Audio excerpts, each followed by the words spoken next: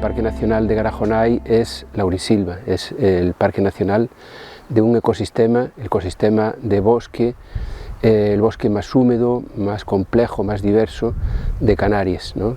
Una singularidad dentro de Canarias porque estamos en unas islas más bien áridas, ¿no? Y esto representa un contraste extraordinario con respecto a los paisajes más áridos del resto del archipiélago, ¿no?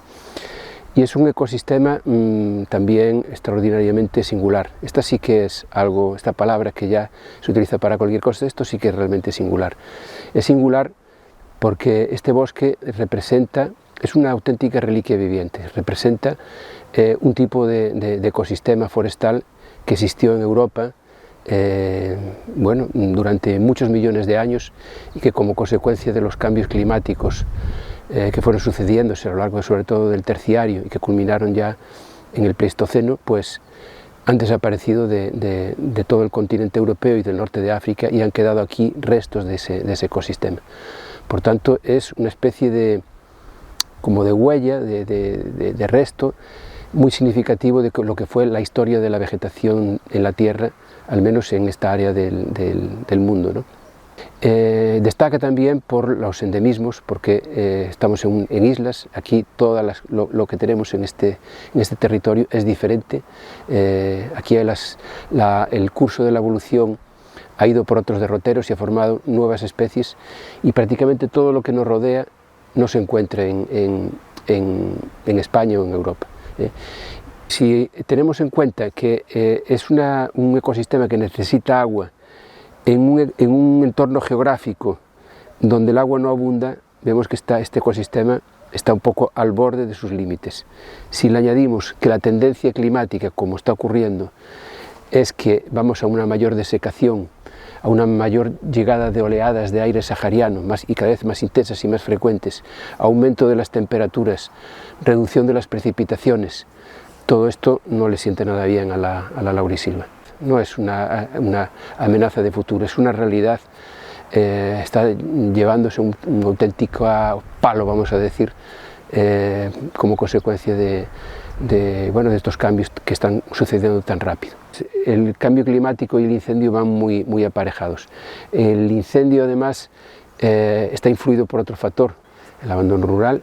Entonces, a lo largo de los barrancos donde se asentaba la agricultura, si esta se abandona, desaparecen esos cortafuegos que la actividad humana había creado, y entonces estamos yendo a paisajes mucho más peligrosos cada vez con el incendio, y esto afecta mucho y pone en peligro y pone en riesgo los ecosistemas ancestrales de laurisilva, los bosques antiguos que tenemos aquí en Garajonay. Bueno, lo que produce también es desecación. Entonces la desecación, toda aquella vegetación que necesita agua, al verse sin ese recurso, bueno, pues se va secando y tenemos fenómenos de desvitalización, o sea, de pérdida de vitalidad de la vegetación, sobre todo en los bordes del parque, en la periferia, y también en los lomos, en los sitios de poco suelo, donde la capacidad de almacenamiento de agua de los suelos es menor. Entonces ahí es donde más se nota. Desde principios de los años 90 hemos hecho un estudio y se va viendo cómo estas zonas que nosotros percibimos que tienen problemas, efectivamente los tienen, ¿no? Los índices de vitalidad de la vegetación en esas zonas están en regresión, ¿no? También tenemos parcelas permanentes donde estamos viendo el deterioro del bosque con números, ¿no? Esto no solamente afecta a lo que es la estructura forestal, a los árboles, ¿no? Sino que también en las capas inferiores, en el sotobosque, al llegar más luz y ser más seco el ambiente, pues, y al haber menos agua en los nacientes, en los sitios donde hay rezumo, vamos a estudiar agua, bueno, pues también tienen tendencia a desecarse, que se introduzcan en las zonas de riego medidas de ahorro y que haya una mejor gestión del agua, porque parte del problema también creemos que parte de que no hay una gestión óptima del agua. El paisaje cultural, como vemos aquí en el valle del barranco de Hermigua, depende absolutamente del bosque por el agua, y porque la platanera se riega con el agua producida en el bosque. Pero este barranco, si se nos llena de cañaveral, cualquier día, como ya ha ocurrido, nos puede poner un incendio que sale en la costa a la cumbre. Entonces es importante el mantenimiento también de esos paisajes culturales.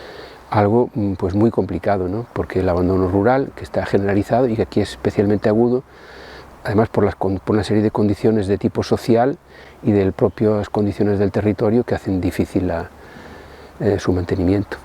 Yo creo que la sociedad tradicional sabía lo que se jugaba manteniendo el monte.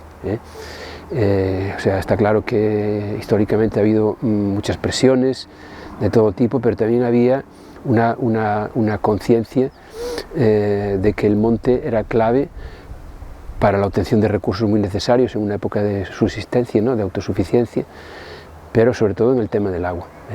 Y esto las personas mayores lo tienen clarísimo, está en la cultura de la sociedad gomera, ¿no?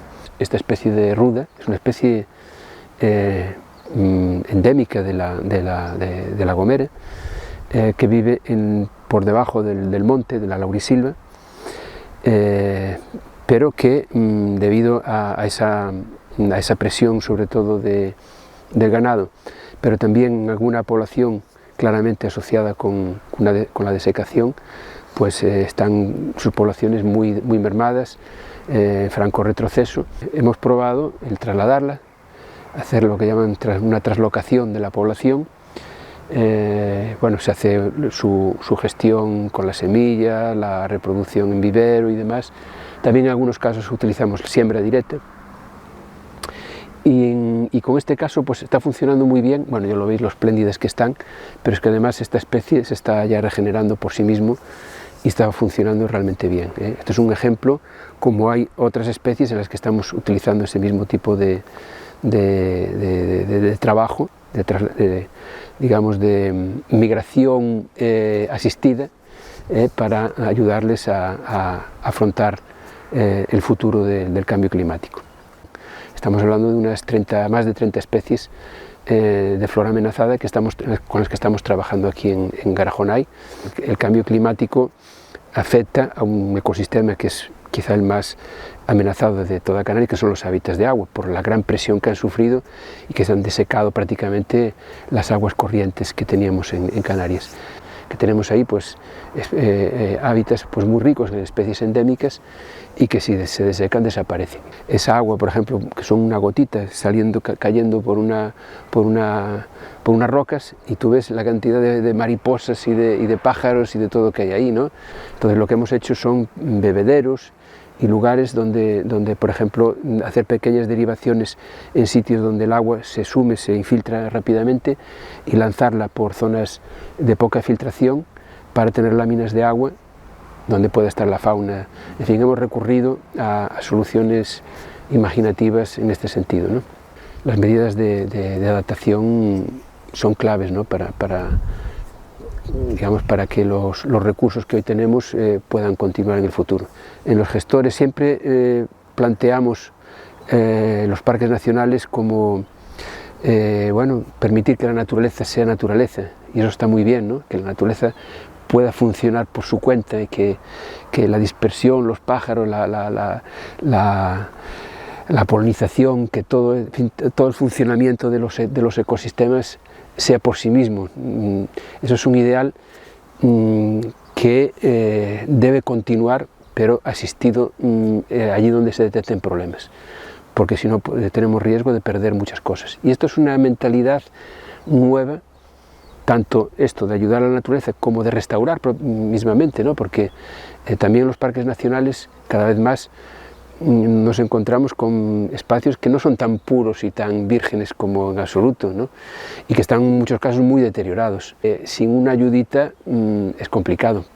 Tenemos demasiadas amenazas rodeando los territorios, como para que no podamos hacer algo para defender la naturaleza. Siempre hacemos muchas cosas en contra continuamente, pues algo tendremos que hacer en favor, de forma muy bien pensada, argumentada, con la mejor información científica, pero eso es clave.